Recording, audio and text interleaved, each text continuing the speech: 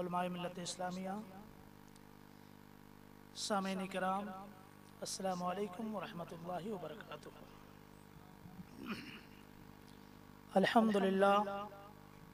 अल्हम्दुलिल्लाहि रब्बिल आलमीन वल आक़िबतु लिल मुत्तक़ीन वस्सलातु वस्सलामु अला मन काना नबिय्यन व आदमु बैनल माइ वत्तीन व अला आलिहि व अस्हाबिहि अजमईन, अम्मा बाद। फ़अऊज़ु बिल्लाहि मिनश शैतानिर रजीम, बिस्मिल्लाहिर रहमानिर रहीम। इन्नका लअला खुल्क़िन अज़ीम। आमन्तु बिल्लाहि सदक़ल्लाहु मौलानल अज़ीम व बल्लगना रसूलुहुन नबियुल अमीनुल मकीनुल करीम व नहनु अला ज़ालिका लमिनश शाहिदीन वश्शाकिरीन वल्हम्दुलिल्लाहि रब्बिल आलमीन। आइए हम और आप थोड़ी देर गुफ्तगू समाप्त करने से पहले आक़ाए नामदार मदनी ताजदार जनाब अहमद मुश्तबा मोहम्मद मुस्तफ़ा सल्लल्लाहु अलैहि वसल्लम के बारगाह गौरबार में दुरूद पाक की डाली निछावर करें। पढ़ें अल्लाहुम्मा सल्ली अला सय्यिदना शफ़ीना हबीबना मौलाना मुहम्मदिन कमा तुहिब्बु व तर्ज़ा बि अन तुसल्ली अलैहि सलातन तबक़ा व तदूम बिदवामिल मलकिल हय्युल क़य्यूम। वाह क्या जूदो करम है शहे बतहा तेरा, वाह क्या जूदो करम है शहे बतहा तेरा, नहीं सुनता ही नहीं मांगने वाला तेरा। और या रसूलल्लाह फर्श वाले तेरी शौकत का उलू क्या जाने, फर्श वाले तेरी शौकत का उलू क्या जाने, खुसरवा अर्श पे उड़ता है फरेरा तेरा। कौन देता है देने को मुँह चाहिए, कौन देता है देने को मुँह चाहिए, देने वाला है सच्चा हमारा नबी। मैं शुक्रगुजार हूँ अमीर सुन्नी दावत इस्लामी दाई कबीर मुसन्निफ़े कुतुब कसीरा का कि जिन्होंने मुझ नाचीज़ पर करम फरमाई की और मुझे उन्होंने आज़ाद मैदान के लिए चंद मिनटों के लिए सही उन्होंने चुना। मैं शुक्रगुजार हूँ। अल्लाह ताला उनके इल्म में, अमल में, फजल में बरकत अता फरमाए। और चंद मिनट की जो मेरी गुफ्तगू है आप इसे सुने और इस पर अमल भी करें। इंशाअल्लाह शायद कि उतर जाए तेरे दिल की में मेरी बात, और तूफान नू लाने से ए चश्म फायदा, दो बूंद ही बहुत है अगर कुछ असर करे।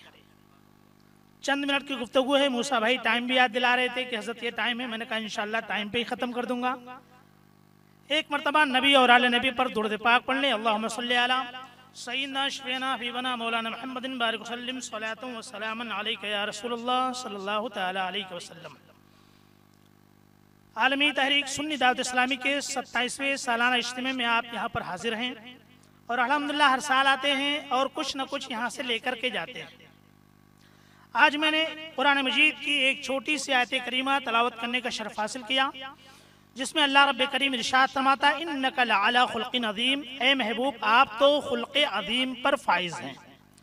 आज मैं सरकार के ज़िंदगी का एक अहम गोशा, जिसको आप अखलाक़ नबूवी कह लें, खुल्क़े अज़ीम कह लें, नबी का कैरेक्टर कह लें, नबी का किरदार कह लें, कसम खुदा की अगर आपने इस पर अमल किया और इसको घर लेकर के घर में आपने दिया, बीबी को, बच्चों को अमल करवाया, तो इंशाअल्लाह इसी में हम सब की निजात की जमानत पिनहा है। सरकार दो आलम सल्लल्लाहु अलैहि वसल्लम को परवरदिगार आलम ने तमाम खूबियों का मालिक बनाया। कोई शख्स एक खूबी का मालिक होता है, कोई दो खूबी का मालिक होता है, कोई चंद खूबी का मालिक होता है, लेकिन सर से लेकर पैर तक जो तमाम खूबियों का जामे हो, उसी को हम नबी अरबी मोहम्मद रसूलुल्लाह सल्लल्लाहु अलैहि वसल्लम कहते हैं। सरकार दो आलम सल्लल्लाहु अलैहि वसल्लम को अल्लाह ताला ने सर से लेकर पैर तक आपने परवरदिगार आलम ने खूबियों का मालिक बनाया। यही वजह है कि सरकार दो आलम सल्लल्लाहु अलैहि वसल्लम ने 23 साल के मुख्तसर से अरसे में ऐसा दीन लोगों के सामने पेश किया और उन लोगों के सामने पेश किया कि हुजूर मुफक्किर इस्लाम फरमाते हैं कि सरकार को सबसे मुश्किल जमीन मिली वो मक्का की जमीन, कि मक्का की जमीन भी पथरीली, मक्का वालों के दिल भी पत्थर के, मक्का वालों के माबूद भी पत्थर के। ऐसी मुश्किल जमीन सरकार दो आलम सल्लल्लाहु अलैहि वसल्लम को मिली, लेकिन अल्लाह अता इलाही, अल्लाह की अता से अल्लाह के नबी सल्लल्लाहु अलैहि वसल्लम ने उस पथरीली जमीन पर ऐसा सब्जा उगाया, ऐसा सब्जा उगाया कि आप देखेंगे, सिद्दीक़ अकबर को देख लें, उमर फारूक को देख लें, उस्मान गनी को देख लें, मौला अली को देख लें, ऐसे दरख्त वहां पर, ऐसे तनावर दरख्त पैदा हुए कि दुनिया आलम में कोई वली हो, कोई गौस हो, कोई कुतुब हो, कोई सहाबा किराम के तलवों की धूल तक पहुंचने की अगर कोशिश करे, रातों की इबादत करे, दिन के रोजे रखे, तब भी सहाबा के तलवों की धूल के बराबर नहीं पहुंच सकता। और ये कैसे हुआ? ये सिर्फ और सिर्फ नबी सल्लल्लाहु अलैहि वसल्लम के अखलाक की बदौलत हुआ। सरकार दो आलम सल्लल्लाहु अलैहि वसल्लम ने, वो मक्का वाले जिन्होंने 18 साल तक आपके कत्ल की साजिश रची, कभी नमाजों में ऊंट की मेगनी डाली गई, कभी रातों रास्ते में पत्थर बिछाए गए, कभी रास्ते में कांटे बिछाए गए, और शब अबी तालिब में 3 साल तक कैद किया गया। लेकिन सरकार दो आलम सल्लल्लाहु अलैहि वसल्लम यही दुआ फरमा रहे हैं, ए परवरदिगार आलम, मेरी कौम मुझे नहीं जानती है, अल्लाह इन्हें हिदायत अता फरमा। और 18 साल के बाद वो दिन आया कि सरकार दो आलम सल्लल्लाहु अलैहि वसल्लम को परवरदिगार आलम ने फतह मक्का इनायत फरमाया। और आज सरकार दो आलम सल्लल्लाहु अलैहि वसल्लम अपनी ऊंट पर सवार हैं। कोई मुल्क को फतेह करता है तो सीना 56 इंच का हो जाता है और इंसान सर उठा के चलता है कि दुनिया वालों देख लो, कल तुम मुझे सताते थे, आज मुझे बदला लेने का टाइम आ गया है। लेकिन सरकार दो आलम सल्लल्लाहु अलैहि वसल्लम जब आपने फतेह मक्का फरमाया तो आप अपनी ऊंटनी कस्बा पर बैठे हुए हैं और आपका सर बुलंद नहीं है, बल्कि न्याज़ो इंकिसारी के तौर पर, तवाज़े के तौर पर अल्लाह रब्बुल इज्जत का शुक्र अदा कर रहे हैं। ए अल्लाह तेरा बेपनाह शुक्र है कि आज वो मक्का जिससे हिजरत करनी पड़ी थी, ए अल्लाह तूने उसी मक्का को आज फतेह फरमाया। सरकार दो आलम सल्लल्लाहु अलैहि वसल्लम फातेह की हैसियत से दाखिल होते हैं और आपने उस वक्त सबसे बड़े दुश्मन का नाम लिया था। वो दुश्मन जो आपकी ताक में और आपको कत्ल करने के लिए हमेशा आपके फिराक में लगा रहता था, जो बाद में साहबे रसूल हुए, हजरत सुफियान रज़ियल्लाहु तआला अन्हु, अबू सुफियान, सरकार ने उनको ऐसा तगमा दिया। लोग दुश्मनों को मुंह नहीं लगाते हैं, लेकिन मेरे सरकार दो आलम सल्लल्लाहु अलैहि वसल्लम ने अबू सुफियान के लिए फरमान जारी कर दिया कि मक्का वालों, जो अबू सुफियान के घर में दाखिल हो जाए उसके लिए आज कोई बात पुरुष नहीं होगी, उसके लिए अमान ही अमान है। अबू सुफियान ने जब इतना सुना, ऐ मोहम्मद अरबी, तुम्हारे कत्ल करने के लिए हमने जिंदगी भर कोशिश की, लेकिन आज तुमने हमारा दिल जीत लिया। और उसके बाद थोड़ा ही अरसा गुजरा कि नबी के अखलाक से मुतासिर होकर के सुफियान आते हैं और सरकार दो आलम सल्लल्लाहु अलैहि वसल्लम के कदमों में सर रख देते हैं और अर्ज करते हैं, या रसूलल्लाह, पढ़ा लीजिए वो कलमा जो कलमा पढ़ा कर आप मक्का वालों को आपने इस्लाम में दाखिल किया है। सरकार ने फरमाया, पढ़ो ला इलाहा इल्लल्लाह मुहम्मद रसूलुल्लाह। ये क्या हो गया अचानक कि जो आपका जानी दुश्मन था, आपको कत्ल करने के लिए ताक में लगा रहता था, सरकार ने कोई तलवार नहीं चलाई, बल्कि सरकार ने एक अपनी जुबान से अखलाक का एक अदना सा नमूना पेश किया। उस नमूना का क्या आलम क्या हुआ कि दुश्मन आता है और आपके पैरों में गिरता है और मुसलमान हो जाता है। और मुसलमान ही नहीं हुए, सरकार ने उन्हें इतना नवाजा कि सरकार दो आलम सल्लल्लाहु अलैहि वसल्लम ने उन्हें अपने सहाबा में शामिल फरमा लिया। और जैसे सरकार दो आलम सल्लल्लाहु अलैहि वसल्लम तमाम सहाबे किराम पर यकीन करते थे, ऐसे ही अबू सुफियान पर भी यकीन फरमाते थे। मेरे सरकार दो आलम सल्लल्लाहु अलैहि वसल्लम को अपने तमाम शागिर्दों पर इतना यकीन था। आज हम पढ़ाते हैं, 17 सालों से अल्हम्दुलिल्लाह हम सुन्नी दावत इस्लामी में पढ़ा रहे हैं आलिम कोर्स, लेकिन सारे शागिर्दों के बारे में यकीन कर लेना कि ये फरमाबरदार है, ये मुश्किल है कहना।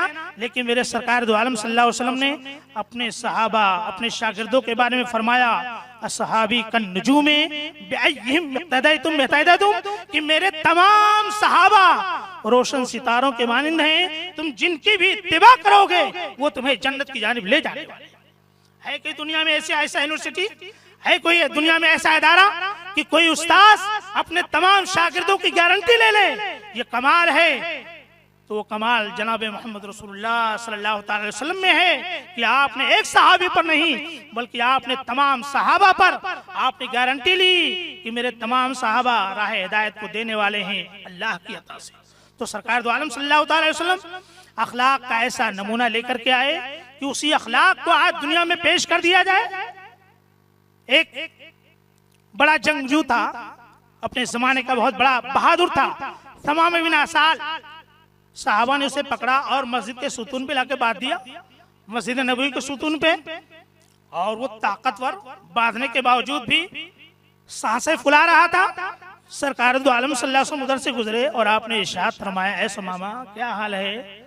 उसने कहा कि अगर आप कर्म करोगे तो कर्म पाओगे, अगर आप मुझे कत्ल करोगे तो हमारे करने वाले हमारे पीछे हैं, हमारे बदला लेने वाले हमारे पीछे हैं। बढ़ा हुआ है लेकिन नबी सल्लल्लाहु अलैहि वसल्लम को कत्ल की धमकी दे रहा है। और ये कौन है जिसका अकीदा था कि ए नबी, आपसे बदतर कोई इंसान दुनिया में माज़अल्लाह रब्बिल आलमीन पैदा नहीं हुआ। और वो मदीना जिसके बारे में हर सुन्नी मुसलमान ये अकीदा रखता है कि दिखा दे या इलाही वो मदीना कैसी बस्ती है जहां पर रात दिन मौला तेरी रहमत बरसती है। उस मदीने के बारे में उसका अकीदा था कि तमाम शहरों में मदीना सबसे बुरा है, माज़अल्लाह रब्बिल आलमीन। सरकार दो आलम गुजरे और आपने ये नहीं देखा दुश्मन बधा हुआ है, मुझे बुरा भला कह रहा है, मेरे शहर को बुरा भला कह रहा है। सरकार ने फरमाया, ऐ सुमामा क्या हाल है?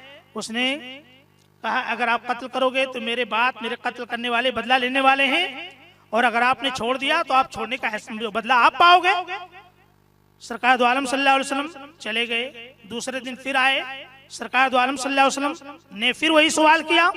कहा भूख लग रही होगी, प्यास लग रही होगी। साहबे किराम ने कहा, या रसूल अल्लाह आप इससे बात कर रहे हैं, या रसूल अल्लाह अगर आप इजाजत दें तो हमारी तलवार चले और इसकी गर्दन उड़ जाए।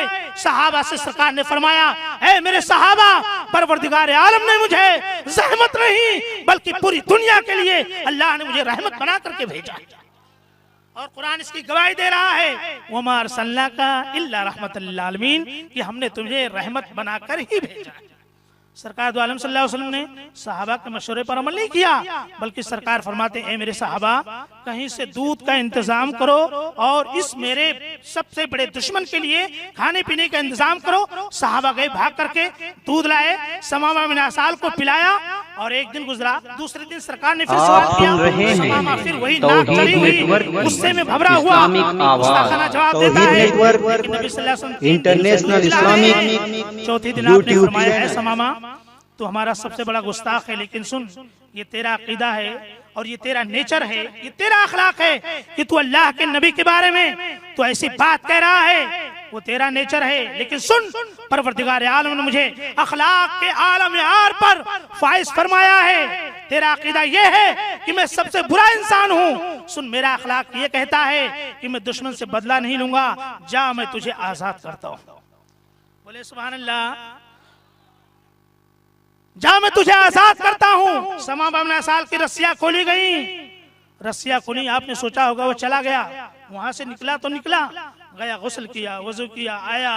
सरकार दो आलम सल्लल्लाहु अलैहि वसल्लम साहबा के मजलिस में हैं और आपने इरशाद फरमाया, ऐ समामा मामला क्या है, क्यों लौट आए हो? कहा, या रसूल अल्लाह अभी तक तो मैं आपका जानी दुश्मन था, लेकिन आज से वादा करता हूँ कि आज के बाद ये जान जाएगी तो मुस्तफा के कदमों में जाएगी। आज के बाद ये जान जाएगी तो आपके कदमों में जाएगी। या रसूल अल्लाह आप कुर्बान जाएं, इतना बड़ा दुश्मन जो नबी को सबसे बुरा इंसान मानता था, इतना बड़ा दुश्मन जो मदीने को सबसे बुरा शहर जानता था, लेकिन सरकार दो आलम सल्लल्लाहु अलैहि वसल्लम ने उसके साथ ऐसा अखलाक का व्यवहार किया, ऐसे अखलाक का बर्ताव किया कि समामा बिन असाल नबी के कदमों में आते हैं और मुशर्रफ बा इस्लाम होकर सरकार के सहाबा में शामिल हो जाते हैं। ऐसे ही एक नौजवान आया। आज लोग कहते हैं नौजवान को सुधारा नहीं जाता है। मैं कहता हूं नौजवानों के सामने आप नबी का अखलाक पेश करें। मैं पूरी जिम्मेदारी से और जिम्मेदार स्टेज पे अर्ज कर रहा हूं कि नबी के जो है नौजवान के सामने, बिगड़े हुए नौजवानों के सामने अगर नबी का अखलाक पेश किया जाए, नबी के कैरेक्टर को पेश किया जाए और नबी की सीरत को पेश किया जाए तो इंशाअल्लाह उल अज़ीज़ नौजवान सुधरते हुए नजर आएंगे और इंशाअल्लाह दुनिया में एक ऐसा इनकलाब आएगा कि हर कोई सुन्नतों का इंशाअल्लाह पाबंद होता नजर आएगा। बस आखिरी बात, नौजवान आया और वो भी कहाँ आया, इमामुल अंबिया की बारगाह में आया और क्या इजाजत देने आया। मोहम्मद अरबी मुझे जिना करने की इजाजत दीजिए। अल्लाह अकबर कबीरा, जिना करने की इजाजत दीजिए।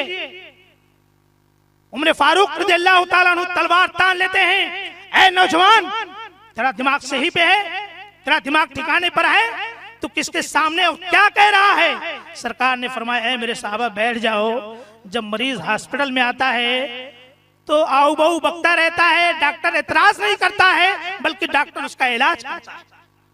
सरकार तो और बसा औकात ऐसा होता है, मरीज आता नहीं बल्कि डॉक्टर भाग कर जाता है और मरीज का इलाज करता है। वो नौजवान ने कहा, मुझे ज़िना की इजाजत दीजिए। साहब इकराम गुस्से में सरकार ने बिठाया और आपने उसे पानी पिलवाया और आप उसके करीब गए और आप निहायत ही, आप मुझे बताओ, आपसे कोई ये बात कह दे तो आपकी तलवारें चल जाएंगी। आपका बेटा ये बात कह दे, आप उसे घर से निकाल देंगे। आपका दोस्त ये बात कह दे, आप उसे दोस्ती मुनक़दा कर देंगे। लेकिन नबी अकरम सल्लल्लाहु अलैहि वसल्लम, कौन देता है देने को, मुंह चाहिए देने वाला है सच्चा हमारा नबी। नबी के बारगाह में जो भी गया और जब भी कोई भी सवाल किया, नबी ने खाली नहीं लौटाया, बल्कि जितना मांगा अल्लाह के नबी सल्लल्लाहु अलैहि वसल्लम ने उससे ज्यादा उसे अता फरमाया। ए अल्लाह के नबी, मुझे ज़िना की इजाजत दीजिए। अल्लाह के नबी सल्लल्लाहु अलैहि वसल्लम ने उसे फरमाया, पहले तो गुस्से में था, जब गुस्सा कम हुआ तो आपने फरमाया, क्या तुम इसे अपनी माँ के साथ करना पसंद करोगे? उसने कहा, ला वल्लाह, कसम खुदा की ऐसा हरगिज़ नहीं है, मैं अपनी माँ के साथ ज़िना करना पसंद नहीं करता हूँ। सरकार ने फरमाया, क्या तुम अपनी बहन के साथ ये करना पसंद करोगे? उसने कहा, नहीं, बिल्कुल हरगिज़ नहीं। आपने सारे रिश्ते गिनाए, फूफी के साथ, खाला के साथ, बहन के साथ, क्या तुम ये करना पसंद करोगे? नौजवान ने कहा, या रसूल अल्लाह, हरगिज़ नहीं। आपने फरमाया, लोगों की औरतों की इज्जत होती है, हर कोई चाहता है उनकी इज्जत महफूज रहे।